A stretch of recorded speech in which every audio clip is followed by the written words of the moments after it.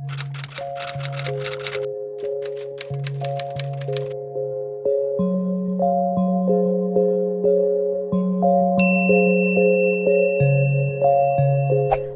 my beautiful angels, welcome back to my channel, and I'm Isabel Palacios, and in today's video I want to talk about how to hit a reset button on your life, how to begin transforming your life no matter where you are right now, no matter what you're going through. I know 2020 has been a really tough year for a lot of us, and not for all of us. I mean, I see a lot of people out there thriving, and I love seeing that. I love seeing that optimism and that growth happening.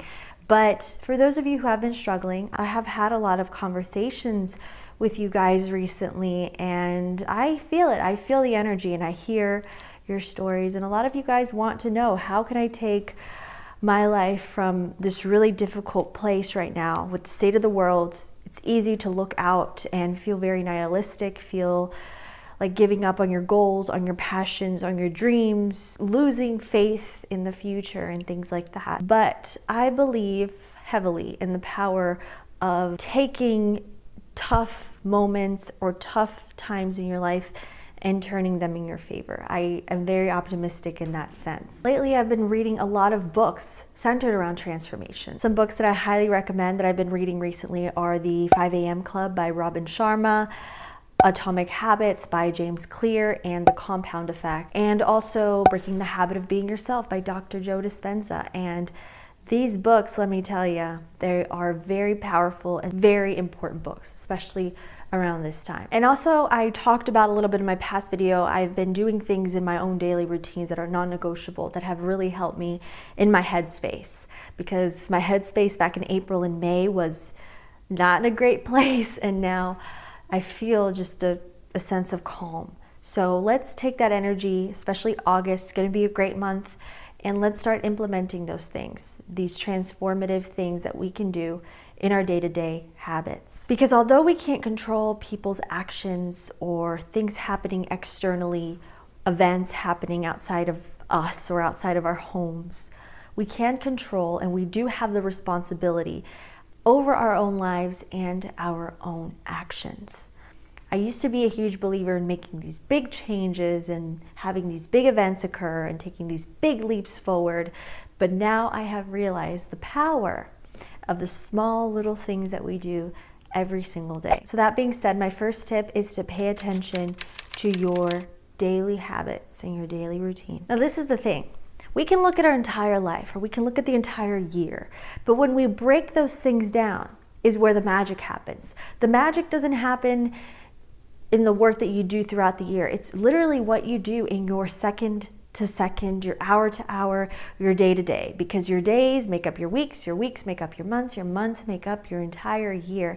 And we still have a few years, we still have a few months left of 2020. So we can still make this year turn in our favor no matter how it started. You can spend your day doing whatever you want, working, helping others, doing whatever you have to do outwardly, but you have to make sure your mornings are sacred, that your mornings are just for you, that your mornings are your me time, settle into the day, not wake up, drink coffee and start working kind of thing. No, you want to make sure that you settle into your day, that you flow into your day. Don't fall into your day. So how do you create a morning routine? I do have a morning routine video from last year you guys can check out. I'm probably going to make an updated one though, but if you want a good place to start, that could be a good place for some inspiration.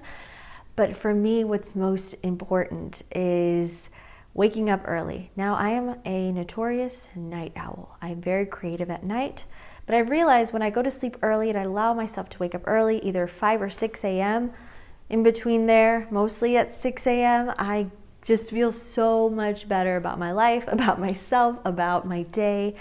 And a book that really helped me understand this was The 5 a.m. Club by Robin Sharma. And in that book, Robin Sharma, I love that book, by the way. It's written like a fiction novel, but it's so helpful.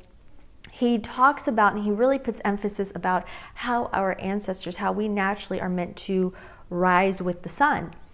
And or rise before the sun gets up. And the beautiful thing about rising at 5 or 6 a.m. is that you wake up before everyone else. That means that you naturally have time for yourself. You start ahead, you hit the ground running before everyone else, and it gives you that time to settle into your day, whether that's meditation, get it out of the way first thing in the morning, or stretching, or a light workout, or turn on a 15-minute workout video, take a nice cold shower. All these things are so small, so minute, you don't even have to think about them to do that. And they literally set the precedent for your entire day. You can give yourself just an hour, 30 minutes, you can give yourself 2 hours. I know people have very long morning routines. I tend to like to have a long morning to myself. Drinking water as soon as I wake up, gratitude list, meditate or do a guided meditation, prayer, stretch, and plan what I want to do for the rest of my day. Morning should be your sacred time, the time where you're like, what should I get done today? Write a to-do list. You can even write your to-do list the night before.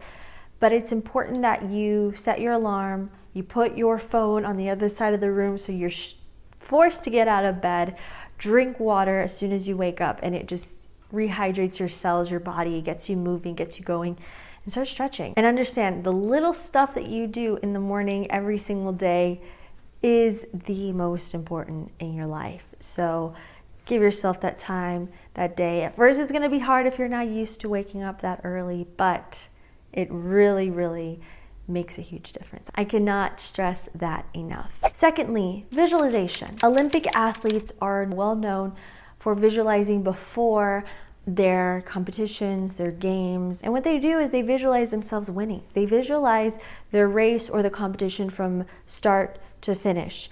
And visualization is very important because if you can't get there in your mind, you probably won't get there in the physical world. So it's very important that you take time to visualize what you want your life to look like a year from now, 6 months from now. It doesn't have to be too far out. If you don't know what you want or whatever, just allow yourself to visualize yourself happy or fulfilled or healthy or whatever it is that you wish to have. Crushing your goals or opening up a business. Visualize yourself in a moment in your life you want to be a year from now, from start to finish. Also, scripting is a great way to visualize on paper.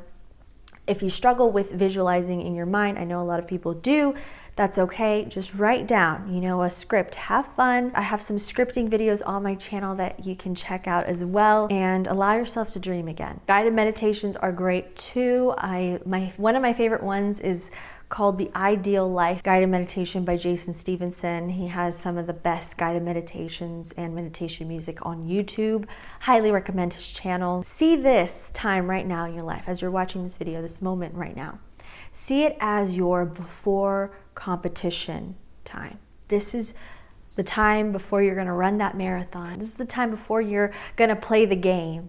So allow yourself to visualize, get your head in the game, get your head right, and have fun with it. Don't pressure yourself. Don't be super hard on yourself. Just have fun. Visualization should be fun, should feel good, should excite you mentally, stimulate your mind. And a great book for this is Dr. Joe Dispenza's Breaking the Habit of Being Yourself. Highly recommend it. Lastly, my last tip, bounce back. Having a great bounce back rate. Now, what is bounce back? It is basically, let's say you're on this workout kick and you have a weekend where you eat really bad, you didn't work out, you feel like you fell off the kick that you were on. Now your bounce back is you, literally, this is my lens cap for my camera. Basically you're on the train, you have a bad weekend, or maybe you eat bad for a day, or you miss a meditation for a day, or you woke up late one day, or you fell off your routine, you had a bad day, you felt bad about yourself one day, whatever. It's important is that no matter how you fell off that train, you just get back on.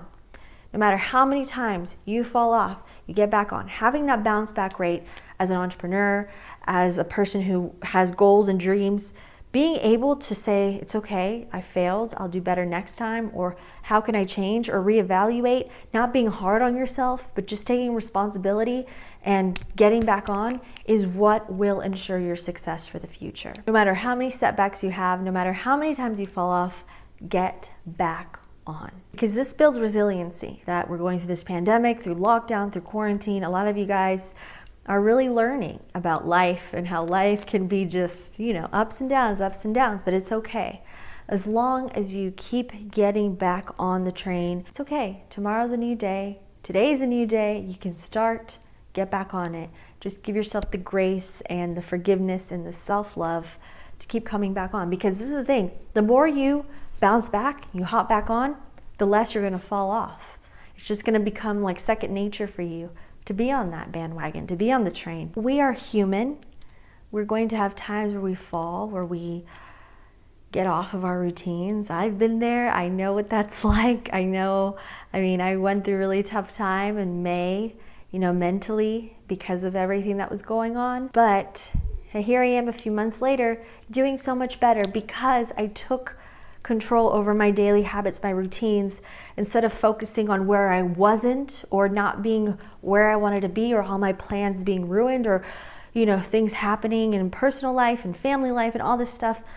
I didn't focus on that. I said, what is in my control right now? What is in my power right now to make a change and to see myself either 36% better in a year from now or 36% worse.